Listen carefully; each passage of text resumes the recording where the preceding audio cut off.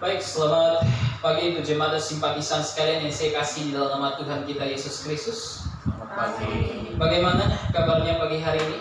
Baik. Puji Tuhan, semua dalam keadaan baik, dalam keadaan sehat. Puji Tuhan, kita bisa berkumpul bersama di tempat ini, bernyanyi memuji Tuhan. Dan saat ini kita akan mendengarkan firman Tuhan. Mari kita buka Alkitab kita dalam kitab Wahyu. Dalam kitab Wahyu pasal kedua, ayat yang ke-18 hingga ayat yang ke-29. Wahyu pasal 2 ayat 18 hingga ayat yang ke-29. Jika sudah menemukannya, kita akan baca silih berganti. Saya ayat 18, kemudian jemaat dan simpatisan ayat 19, demikian silih berganti hingga ayat yang ke-29. Wahyu 2 ayat 18. Dan tuliskanlah kepada malaikat jemaat di Tiatira, inilah firman Anak Allah, yang matanya bagaikan nyala api dan kakinya bagaikan tembaga. Aku tahu segala pekerjaanmu, baik kasihmu maupun imanmu, baik pelayananmu maupun ketekunanmu. Aku tahu bahwa pekerjaanmu yang terakhir lebih banyak daripada yang pertama. Tetapi aku mencela engkau, karena engkau membiarkan wanita Izabel yang menyebut dirinya Nabiah mengajar dan menyesatkan hamba-hambaku supaya berbuat zina dan makan persembahan-persembahan berhala. Dan aku telah memberikan dia waktu untuk bertobat, tetapi dia tidak mau bertobat dari zinanya. Lihatlah, aku akan melemparkan dia ke atas ranjang orang sakit, dan mereka yang berbuat zina dengan dia akan kulemparkan ke dalam kesukaran besar, jika mereka tidak bertobat dari perbuatan-perbuatan perempuan itu. Dan anak-anaknya akan mematikan, dan semua jemaat akan mengetahui bahwa Akulah yang menguji batin dan hati orang, dan bahwa Aku akan membalaskan kepada kamu setiap orang menurut perbuatannya. Tetapi kepada kamu, yaitu orang-orang lain di Tiatira yang tidak mengikuti ajaran itu dan yang tidak menyelidiki apa yang mereka sebut seluk-beluk iblis, kepada kamu aku berkata, aku tidak mau menanggungkan beban lain kepadamu. Tetapi apa yang ada padamu, peganganlah itu sampai Aku datang. Dan barang siapa menang dan melakukan pekerjaanku sampai kesudahannya, kepadanya akan kukaruniakan kuasa atas bangsa-bangsa. Dan dia akan memerintah mereka dengan tongkat besi. Mereka akan diremukkan seperti tembikar, bukan meniup, sama seperti yang menerima dari Bapakku. Dan kepadanya akan kukaruniakan bintang timur. Siapa bertelinga, hendaklah ia mendengarkan apa yang dikatakan Roh kepada jemaat-jemaat. Baik, mari kita berdoa.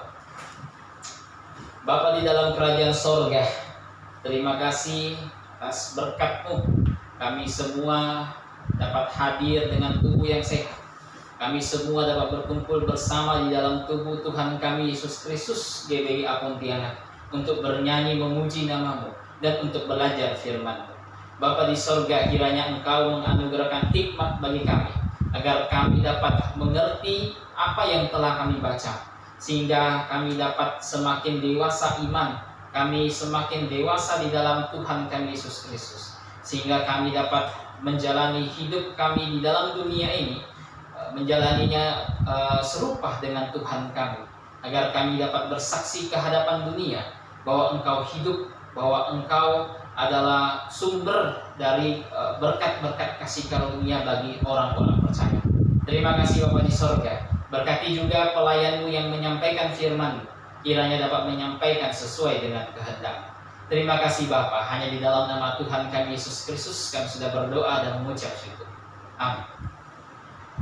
Wahyu pasal 2 sampai pasal 3 merupakan daftar jemaat yang Yohanes tuliskan kitab ini. Total ada 7 jemaat. Total ada 7 jemaat yang Yohanes tuliskan kitab Wahyu, ditujukan kepada mereka bertujuh. Dan jemaat Tiatira merupakan salah satu dari 7 jemaat tersebut. Tiatira merupakan satu kota yang sibuk dengan perindustrian. di dalamnya terkenal dengan industri wool, di dalamnya terkenal juga dengan industri tembikar, logam, dan lain sebagainya. Ini merupakan kota yang sibuk begitu. Dan di tengah-tengah kota yang sibuk ini, Tuhan mendirikan satu tubuhnya yang disebut sebagai Jemaat Tiatira. Jemaat Tiatira ini berdiri tidak lain tidak bukan pasti karena dampak dari pelayanan Paulus di kota Efesus. Dalam Kisah Rasul 19 dikatakan bahwa ketika Paulus melayani di Efesus, seluruh Asia mendengarkan firman Tuhan. Dan Jemaat Tiatira bisa berdiri, saya berani jamin, saya yakin bahwa itu juga hasil doa dari Lydia. Kalau jemaat masih ingat Lydia, si penjual kain ungu, dalam Kisah Rasul 16 ayat 14, dia itu adalah orang Tiatira. Saya bacakan, Kisah Rasul 16:14 dikatakan gini, seorang dari perempuan-perempuan itu yang bernama Lydia turut mendengarkan, ia seorang penjual kain ungu dari kota Tiatira. Dia itu berasal dari kota Tiatira. Dan saya yakin Lydia pasti punya kerinduan yang sangat besar bahwa di kota asalnya berdiri satu tubuh Tuhan seperti di Filipi. Pasti itu kerinduan terbesar dia. Dia pasti bahwa itu dalam doa, dia pergumulkan dalam doa, dan Tuhan jawab, berdiri satu tubuh Tuhan di kota Tiatira. Tetapi Jemaat Tiatira ini ketika kita baca, ada banyak hal positif yang Tuhan puji dari mereka. Tetapi ada hal negatif juga yang Tuhan tegur dari mereka. Dan hari ini kita akan belajar dari Jemaat Tiatira. Jemaat Tiatira saya beri judul khotbah kita, Jemaat yang diajar oleh Nabi palsu. Jemaat Tiatira, jemaat yang diajar oleh Nabi palsu. Ada beberapa hal yang bisa kita pelajari. Hal pertama yang akan kita pelajari adalah bagaimana Yesus Kristus, bagaimana cara Kristus memperkenalkan dirinya kepada Jemaat Tiatira ini. Bagaimana cara dia perkenalkan dirinya kepada Jemaat Tiatira? Kita coba lihat ayat pertama. Dikatakan begini. Dan tuliskanlah kepada malaikat Jemaat Tiatira, inilah firman anak Allah yang matanya bagaikan nyala api dan kakinya bagaikan tembaga. Jadi Kristus memperkenalkan dirinya sebagai anak Allah yang matanya bagai nyala api dan kakinya bagai tembaga. Oh, ini gambaran yang sangat penting. Bahkan untuk Jemaat Tiatira waktu itu sangat cocok dengan persoalan yang muncul di dalam Jemaat Tiatira. Seperti saya katakan tadi, Jemaat Tiatira ada hal positif, ada negatifnya. Dan hal negatifnya adalah mereka diajar oleh nabi palsu. Dan karena mereka diajar oleh nabi palsu, mungkin sebagian dari mereka banyak yang mengikuti nabi palsu tersebut tanpa mempertimbangkan Yesus Kristus.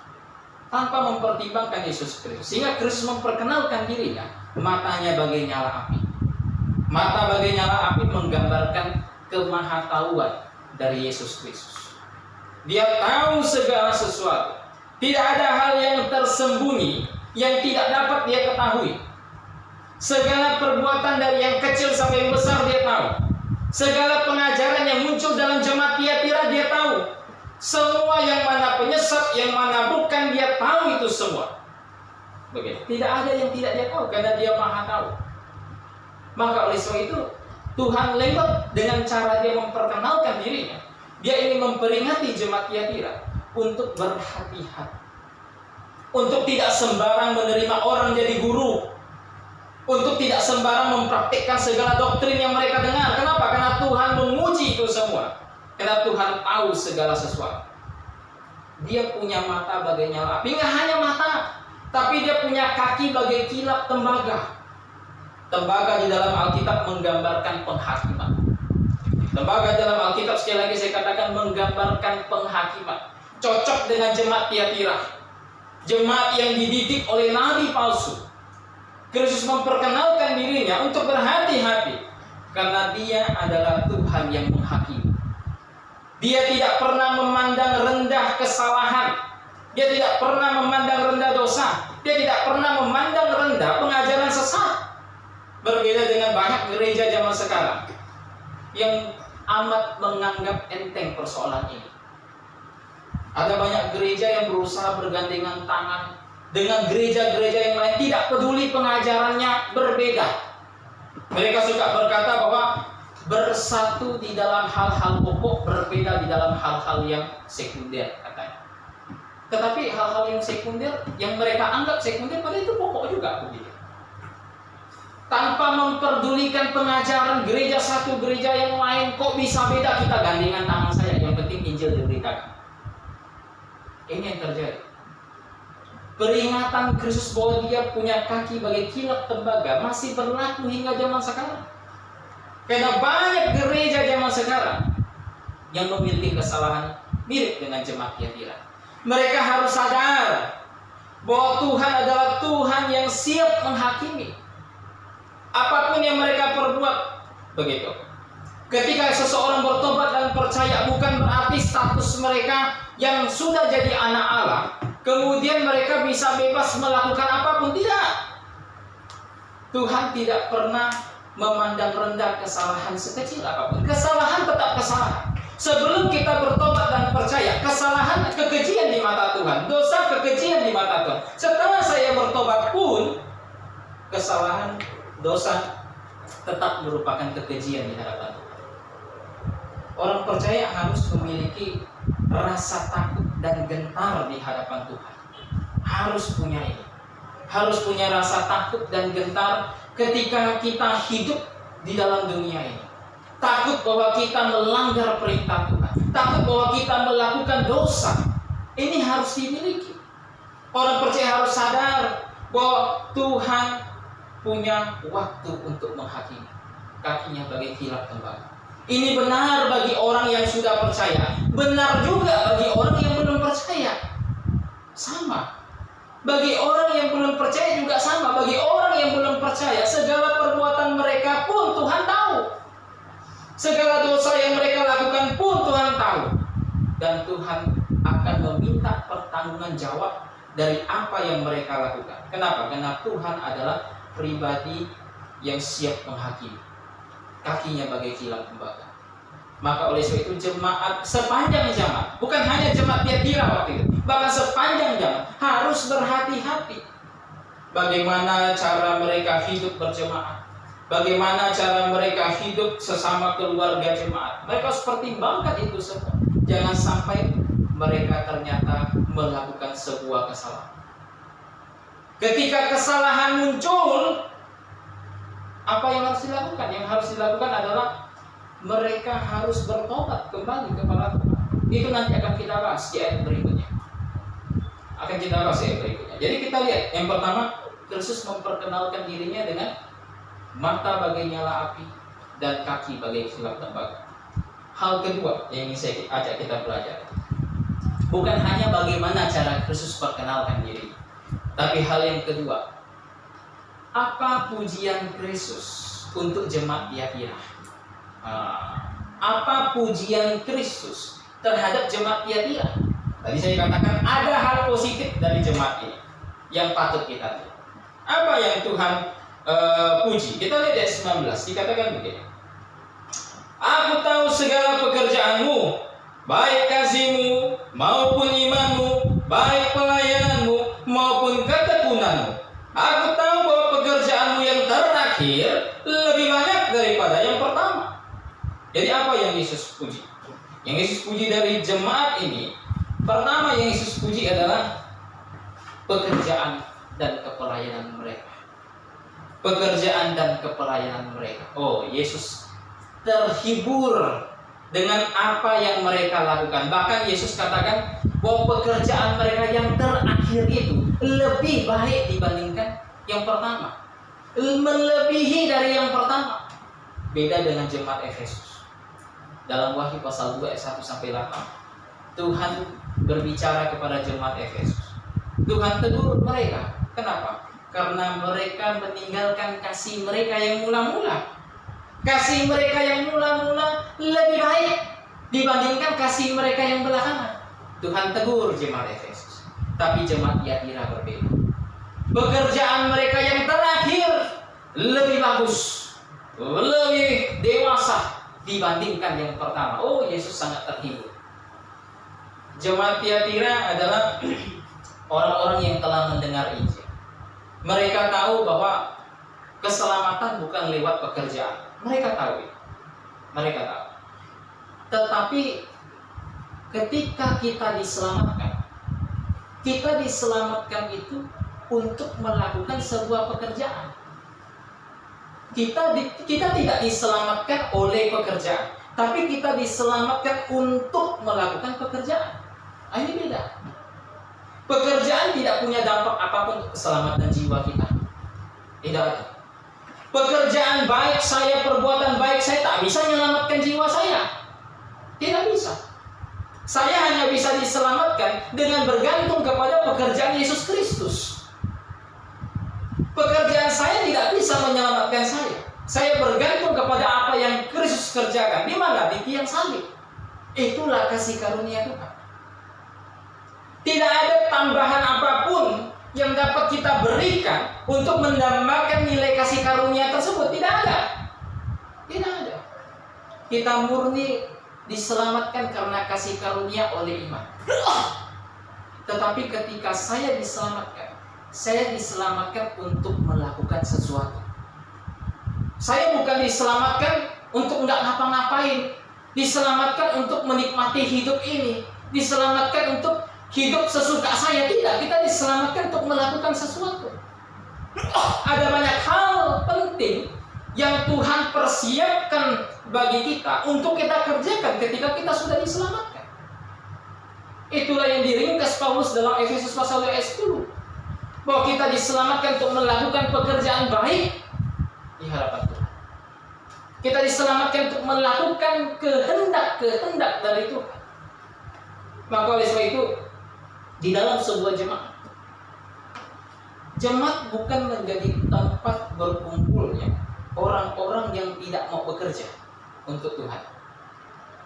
Jemaat bukan menjadi tempat berkumpulnya orang-orang yang tidak mau mengerjakan kehendak Tuhan. Jemaat adalah tempat berkumpulnya orang-orang yang bergairah penuh untuk melakukan kehendak Tuhan. Jemaat adalah tempat di mana kerajinan melakukan kehendak Tuhan menjadi sesuatu yang semarak.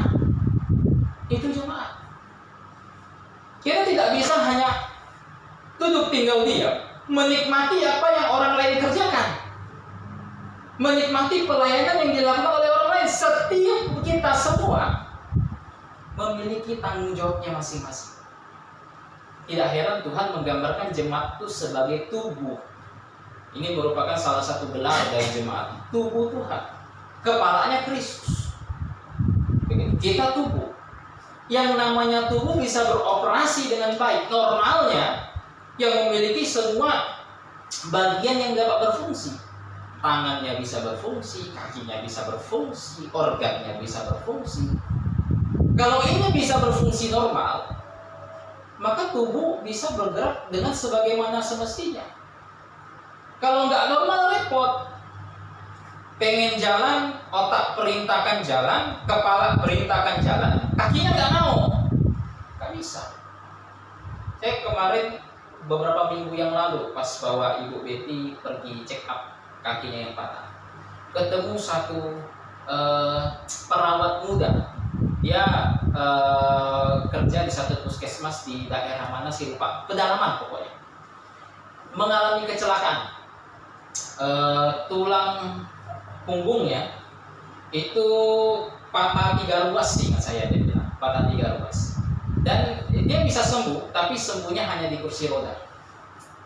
Sembuhnya hanya di kursi roda, dia lumpuh untuk selama-lamanya. Begitu. Dan pas ketemu tuh kakinya udah kecil banget, karena kan nggak pernah jalan. Begitu. Ini terjadi. Ketika ada sesuatu yang tidak berfungsi, maka tubuh tidak bisa bekerja dengan normal. Begitu. Tidak heran Tuhan gambarkannya sebagai tubuh. Kenapa? Karena tiap-tiap kita adalah bagian dari tubuhnya. Mungkin ada yang jadi tangan, mungkin ada yang jadi kaki, ada yang jadi jari atau apapun itu. Tetapi setiap bagian itu punya fungsi. Tidak mungkin saya berada dalam tubuh Tuhan, tetapi saya tidak merupakan bagian dari tubuh tersebut. Kan aneh. Saya bagian dari tubuh Tuhan. Oke, kita bagian apa? Entah tangannya, kakinya, atau apanya lah itu begitu. Tapi nggak mungkin kita jadi di dalam tubuh Tuhan, tapi bukan bagian tubuh Tuhan. Tidak mungkin. Dalam surat Efesus pasal 4 bahwa jemaat itu bertumbuh, berkembang dengan baik jikalau tiap-tiap bagiannya berkontribusi. Begitu. Ya tiap-tiap bagian berkontribusi kan, tiap-tiap orang punya panggilan beda-beda. Gak mungkin kaki pengen berkontribusi seperti tangan, nanti makan pakai kaki jadinya. Nggak bisa begitu kan. Tangan pengen berkontribusi, tapi saya pengen jadi kaki, jalan pakai kaki, jalan pakai tangan, ya nggak mungkin begitu. Tiap-tiap bagian punya bagiannya masing-masing. Dan ketika kita sudah tahu bagian kita di mana, berkontribusi bagi jemaat, bagi tubuh, maka tubuh Tuhan akan berkembang. Begitu.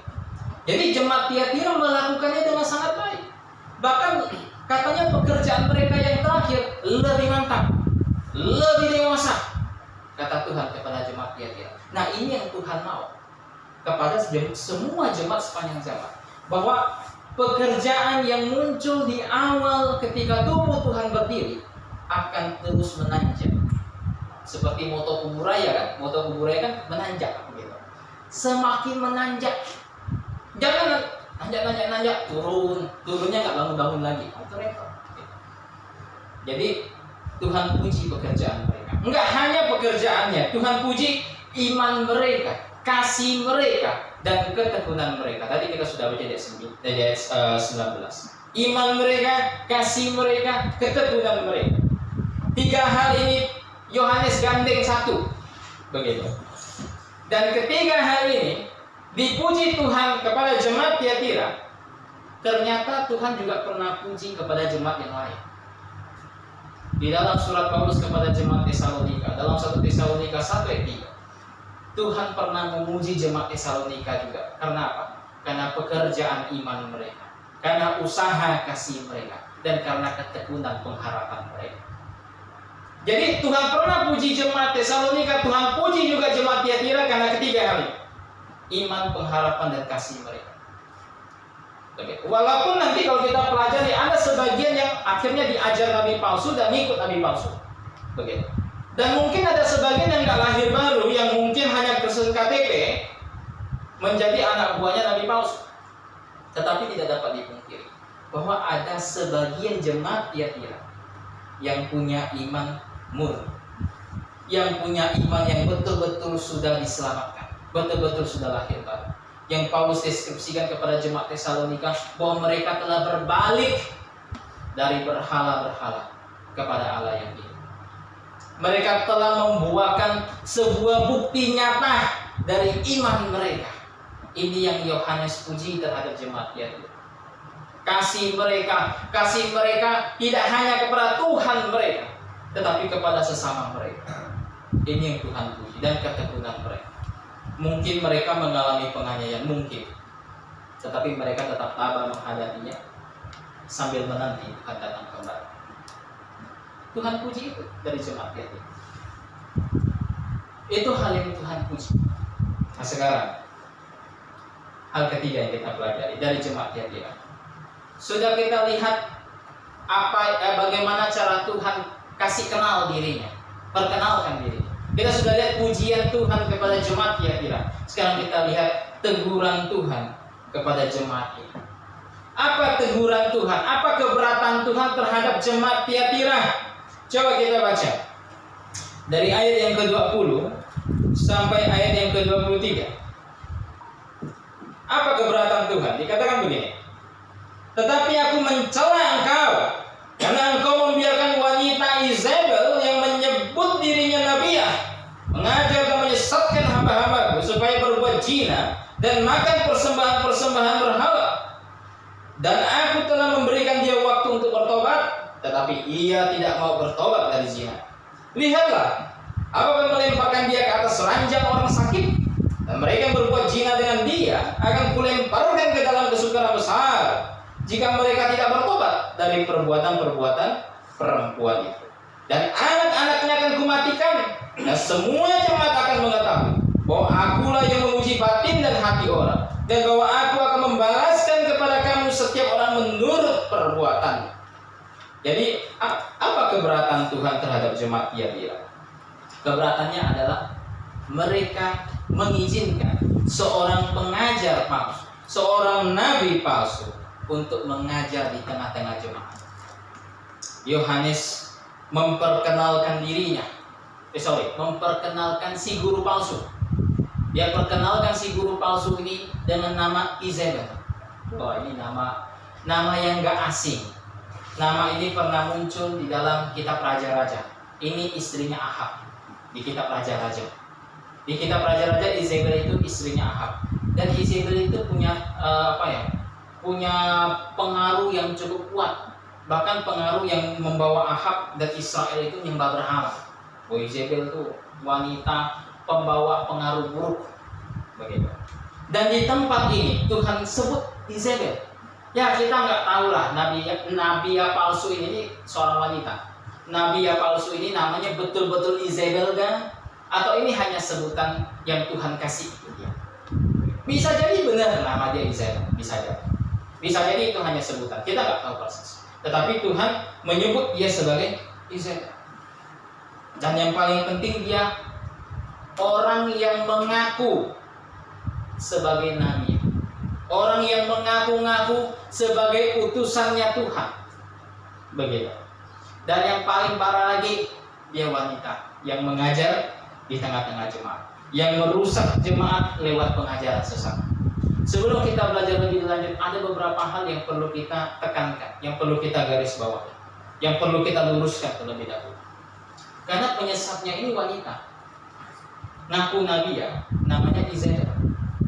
Di dalam Alkitab izinkan perempuan mengajar, tapi ada batasannya. Di dalam Titus pasal 2 ayat 3-4 ini contoh. Titus 2 ayat 3-4 dikatakan gini, demikian juga perempuan-perempuan yang tua, hendaklah mereka hidup sebagai orang-orang beribadah, jangan menfitnah, jangan menjadi hamba anggur, tetapi cakap mengajarkan hal-hal yang baik. Perhatikan, cakap mengajar berarti bisa ngajar. Dan dengan demikian mendidik bisa ngajar. Perempuan-perempuan muda mengasihi suami dan anak-anak. Perempuan bisa ngajar. Tapi dalam Titus 2 ayat 3-4 ngajarnya kepada perempuan. Dan di tempat lain ngajarnya sama anak-anak. Jadi saya katakan, saya ulangi. Jadi perempuan bisa ngajar, tetapi ada batasannya. Ini yang perlu digarisbawahi.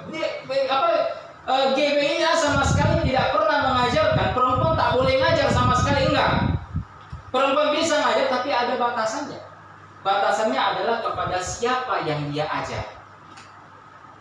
Alkitab mengatur ngajar perempuan boleh. Perempuan ngajar anak-anak boleh.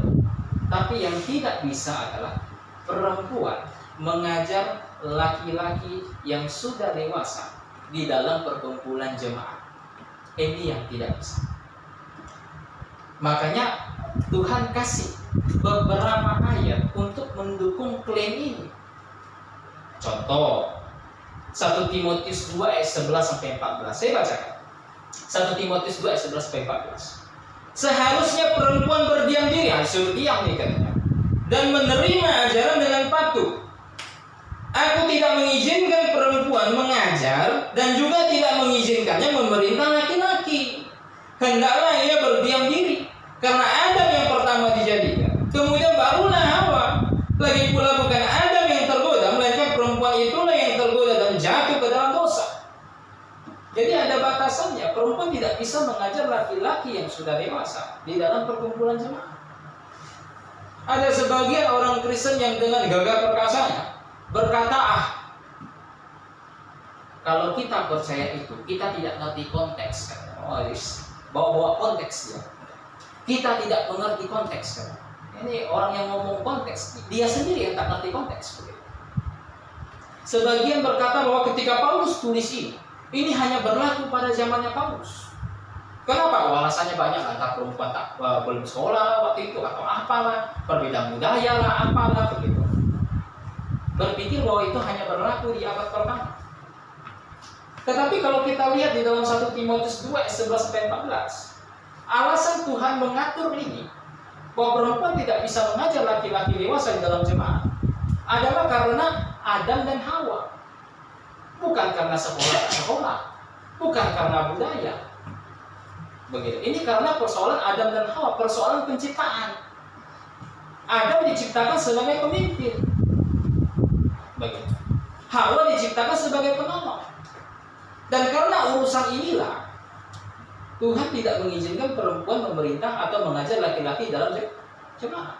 Bahkan ditarik lagi oleh Paulus kepada kejadian jatuh ke dalam dosa, bahwa perempuan yang pertama kali makan baru laki-laki.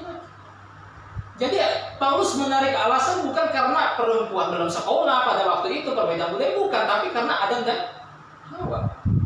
Apalagi di dalam 1 Timotius 6:14 Paulus katakan begini, turutilah perintah ini dengan tidak bercacat dan tidak bercela. Hingga kapan? Apakah hingga abad pertama saja? Tidak. Jawabannya, hingga pada saat Tuhan kita Yesus Kristus menyatakan dirinya. Ini Paulus katakan bahwa perempuan tidak bisa mengajar laki-laki. Di pasal kedua ditutup Paulus di pasal ke-6 dengan berkata, turuti perintah ini. Begitu. Termasuk perintah perempuan tidak bisa mengajar laki-laki dalam pertemuan jemaat. Turuti ini sampai Tuhan datang kembali. Nah, Tuhan sudah datang belum? Kalau Tuhan belum datang, berarti setiap orang harus menuruti perintah ini. Bahwa perempuan tidak bisa mengajar laki-laki dewasa dalam pertemuan jemaat. Tetapi kalau kita kembali ke jemaat Tiatira, ini parah di sini. Mereka mengizinkan orang yang mengaku-ngaku sebagai nabi, ya ngaku-ngaku pula iya begitu. Mengaku-ngaku nabi ya untuk mengajar di dalam jemaat. Makanya alhasil adalah jemaat rusak, jemaat tersesatkan. Saya katakan begitu. Ada banyak orang bilang pengkhotbah perempuan yang mereka dengar itu lebih bagus dari pengkhotbah laki-laki. Tapi saya katakan begini, ketika satu gereja dipimpin oleh seorang wanita, diajar oleh seorang wanita, dikhotbahi oleh seorang wanita, mau sebagus apapun khotbahnya dia, 100% saya yakin. Dan ini perlu diucapkan bahwa mereka tidak pernah diutus oleh Tuhan. Mereka tidak pernah diutus oleh Tuhan. Karena Tuhan tidak mungkin melanggar apa yang pernah dia ucapkan. Bahwa perempuan tidak bisa mengajar, bukan tidak bisa, tidak boleh mengajar laki-laki dewasa dalam pertemuan jemaat. Mau sebagus apapun khotbah mereka, saya yakin mereka bukan diutus oleh Tuhan. Begitu. Dan Tiatira mengizinkan Nadia masuk. Begitu. Dan yang terjadi apa? Nadia tersebut mengajarkan perzinahan dan makan makanan persembahan yang diberikan kepada berhala. Ini yang terjadi. Wow, perzinahan itu merupakan satu aspek yang sudah ada sejak dulu sampai sekarang. Bahkan dosa perzinahan paling awal tuh dari keturunannya Adam, yang punya istri dua. Siapa namanya itu? Lamek ya, sih mas saya. Saya ingatnya senior saya mirip namanya. Lamek. Dia melakukan dosa pelanggaran seksual karena dia menikahi dua istri. Dari sejak dulu sampai sekarang, dosa ini terus berakar dan terus menyesatkan manusia. Manusia terus digoda oleh persoalan satu ini. Bahkan jemaat awal digoda untuk persoalan melanggar kesucian hubungan seks, lewat perzinahan, pranikah, pasca nikah dan lain sebagainya. Apalagi di zaman sekarang yang paling hebat dibandingkan zaman dulu. Zaman dulu nggak ada barang yang seperti ini. Zaman sekarang ada satu kotak kecil aja. Satu kali ketik mau cari film yang seperti apa bisa keluar. Zaman sekarang godaannya lebih hebat dan dahsyat. Iblis memasukkan konsep-konsep ketidakmurnian hubungan seksual baik di dalam film, baik di dalam musik, baik di dalam apapun. Iblis masukkan itu. Untuk apa? Untuk membuat sebuah konsep bahwa misalnya berciuman habis pacaran itu normal, tidak apa-apa. Karena di film kan seperti itu. Hubungan seks pasca nikah, pranikah normal. Karena banyak orang yang seperti itu. Ini yang ingin ditanamkan oleh iblis. Begitu. Supaya apa? Supaya banyak. Jangankan itu orang di luar Tuhan, orang yang di dalam Tuhan pun akhirnya jatuh ke dalam dosa seperti itu. Makanya nasihat Paulus untuk menghindari perzinahan itu dua nasihat. Yang pertama tuh lari. Begitu. Manusia nggak bisa, saya kuat, saya lawan. Pergi ke rumah yang tempat banyak perempuan seksi-seksi begitu lawan. Saya nggak jatuh, saya nggak bisa gitu. Dia mesti lari. Yusuf melakukannya. Secara literal bahkan Yusuf lakukan. Dia lari dari tante pot, begitu. Lari dari tante pot. Dan Paulus pesankan dalam 1 Korintus pasal 6, lari. Begitu. Dan pesan yang kedua adalah supaya tidak jatuh ke dalam dosa perzinahan, menikah. Ini yang Paulus ajarkan. Menikah solusi kedua. Makanya jemaat Tiatira dipengaruhi oleh si Izebel ini untuk hidup berzina kemanapun mereka pergi makan. Mungkin ya, begitu. Dan tidak hanya berzina, mereka makan makanan persembahan kepada berhala. Ini yang terjadi. Ketika kita diselamatkan, ketika kita lahir, Pak, Tuhan mau kita dalam surat Efesus untuk hidup tidak lagi dengan gaya bangsa-bangsa lain. Untuk hidup tidak lagi meniru kebiasaan bangsa lain. Mungkin kita ketika belum lahir baru, berasal dari latar belakang A, B, C, dan D, kita mungkin ada sebuah konsep, mungkin persembahkan makanan kepada berhala, ada pesta dan lain sebagainya. Tapi ketika kita lahir baru, maka sangat tidak bijaksana di hadapan Tuhan dan manusia. Saya lahir baru, saya tetap hadir dalam sebuah acara, misalnya adat, begitu. Acara adat di mana dalam acara tersebut ada mempersembahkan makanan kepada berhala dan lain sebagainya.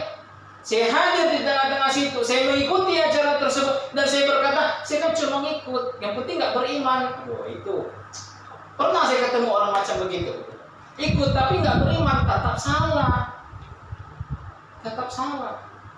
Karena Tuhan tidak mau kita hidup dengan gaya bangsa lain lagi. Kita dipanggil dari kegelapan, keluar dari kegelapan, menuju kepada terang Tuhan. Kalau sudah dipanggil keluar, ya jangan masuk lagi. Walaupun dengan alasan, ya saya kan nggak beriman, saya nggak percaya itu, saya cuma pengen makan, ya pulang ke rumah aja, makan aja, susah amat begitu. Tidak bisa. Izebel mengajar, mempengaruhi jemaat Tiatira waktu itu untuk melakukan hal ini. Ini yang terjadi. Jemaat dirusak dari dalam. Dan kalau kita lihat dalam Wahyu pasal 2 di ayat ke 21, dan aku memberikan dia waktu untuk bertobat. Ternyata Tuhan tetap bermurah hati sama Izebel ini, sama pengikutnya, kasih waktu tobat. Tapi katanya apa? Dia tidak mau bertobat. Tuhan dari dulu sampai sekarang tetap sama. Dia tetap menginginkan pertobatan orang fasik. Dia tidak menginginkan kematian. Dia pengen pertobatan mereka. Cuma mereka tidak mau. Dan alhasil apa? Mereka dihukum oleh Tuhan. Jangankan Izebelnya, anak-anaknya disebut di ayat berikutnya.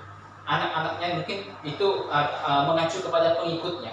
Itu semua dihukum. Bahkan ada yang dihukum mati oleh Tuhan. Dan hukuman tersebut jemaat apa? Supaya apa? Menjadi kegentaran bagi jemaat. Maka oleh sebab itu, jemaat sepanjang zaman tidak bisa hidup dengan model seperti jemaat Tiatira ini. Ada orang berkata, saya bisa ngajar, saya ngerti Alkitab, silakan ngajar. Nggak bisa. Nggak bisa asal scroll YouTube cari pengajar di luar sana untuk dengar ajarannya. Kalau kamu dewasa iman, perbandingan mungkin masih mampu kamu begitu. Tapi kalau belum dewasa ini repot, tidak bisa. Jemaat Tuhan mau memiliki sebuah dinding separasi yang jelas antara diri mereka dengan guru palsu, antara diri mereka dengan penyesat. Tuhan berkata kepada jemaat lewat Paulus bahwa ketika ketemu penyesat 2-3 kali dinasihati tidak mau bertobat, jauhi dia. Dalam surat Roma pasal terakhir, tandai mereka yang hidupnya tidak benar. Jauhi mereka. Ini yang terjadi.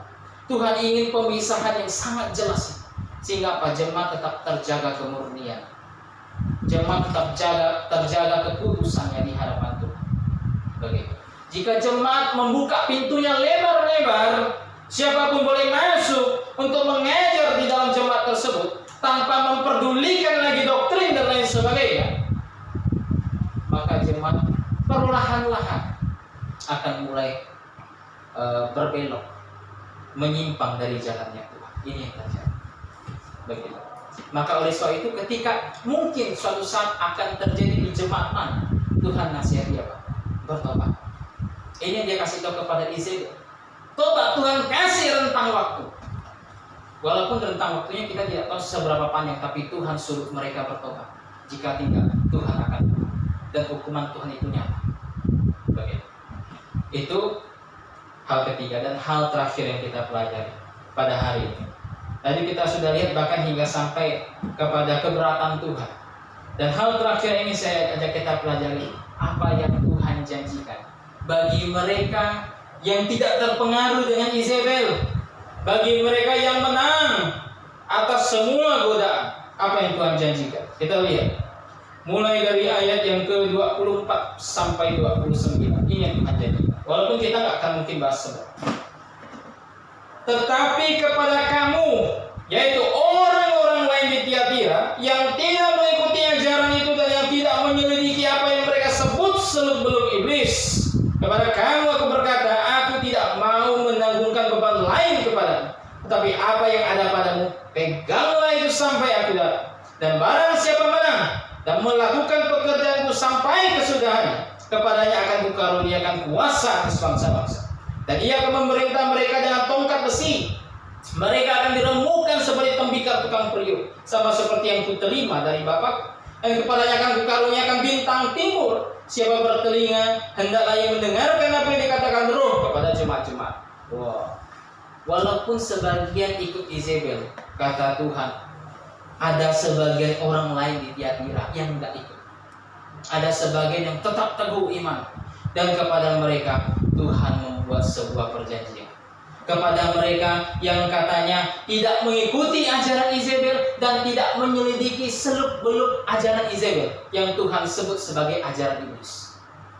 Oke, jadi semua ajaran sesat, apapun jenisnya, Tuhan sebut itu ajaran iblis. Dan tidak mendalaminya dengan amat sangat, bahkan memegangnya sebagai kebenaran, tidak melakukan itu, Tuhan janjikan sesuatu. Apa? Tuhan janjikan bahwa Tuhan akan mengaruniakan bangsa-bangsa bagi yang menang. Tuhan janjikan bahwa kita akan turut memerintah bersama Dia di dalam sebuah kerajaan yang disebut kerajaan 1000 tahun. Tuhan berikan sebuah perumpamaan dalam Injil bahwa kita yang setia, Tuhan karuniakan sebuah kerajaan kepada mereka. Yang setia kepada 10 mina, Tuhan kasih 10 kerajaan kepada mereka. Tuhan karuniakan kuasa atas bangsa-bangsa kepada kita. Oh, ini berkat yang tak ternilai. Zaman sekarang kita jadi RT aja mungkin agak susah, mungkin nggak tahu sih begitu. Saya belum pernah jadi RT begitu. Mungkin agak susah, saya nggak tahu juga. Tapi di masa akan datang kita jadi raja.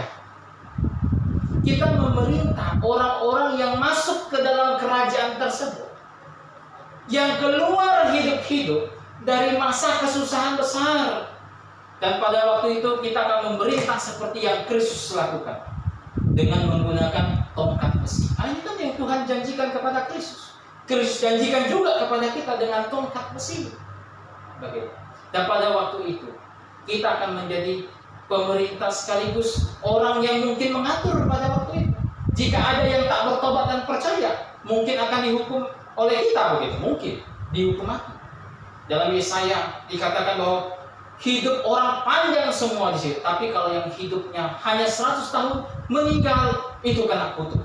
Itu siapa? Itu mereka yang tidak bertobat dan percaya, dari keturunan orang yang masuk ke dalam kerajaan tersebut dengan tubuh jasmani. Oh, kita memerintah mereka. Begitu. Zaman sekarang jadi presiden aja mungkin bagi kita mustahil, begitu. Tapi kalau jadi raja. Begitu. Dan ini yang Tuhan janjikan kepada mereka yang menang. Dan hari ini semoga ada satu janji lagi, tapi karena waktu kita tidak bisa bahas.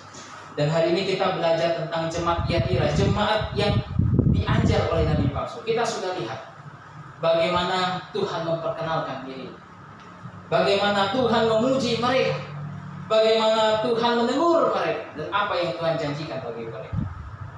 Dan itu yang kita harapkan di dalam tubuh Tuhan di GBA Pontianak. Kita dapat mengikuti teladan jemaat Tiatira, pekerjaan mereka, kasih mereka, iman mereka, dan kita dapat menjauhi apa yang Tuhan tegur kesalahan dari jemaat Tiatira, sehingga tubuh Tuhan di Pontianak terus bersinar hingga Tuhan datang kembali. Amin. Minta kesediaan Pak Jonathan menutup di dalam doa. Dipersilakan. Mari kita berdoa sekali. Bapa di dalam surga, kami sungguh ucap syukur dan terima kasih ya Tuhan atas pertolongan-Mu selama 1 minggu, sehingga pagi ini kami juga dapat mendengarkan kebenaran firman Tuhan. Sekiranya firman yang Tuhan katakan yang kami dengar sungguh boleh membuatkan iman kami ya Tuhan. Tuhan, firman-Mu mengingatkan kami bahwa menjelang kedatangan Tuhan yang kedua kali, banyak pengajaran-pengajaran yang tidak sesuai dengan Alkitab, sehingga membuat orang bukan masuk surga tapi masuk neraka Tuhan. Tuhan, kiranya kami yang sudah diselamatkan di darah Yesus, kiranya kami bisa memberitakan Injil yang benar kepada yang belum diselamatkan. Pemberian Injil yang benar, mereka dapat diselamatkan oleh Tuhan. Berpuji nama-Mu Tuhan. Acara selanjutnya kami serahkan hanya di dalam Tuhan Yesus Kristus, kami ucap syukur dan berdoa. Amin. Baik.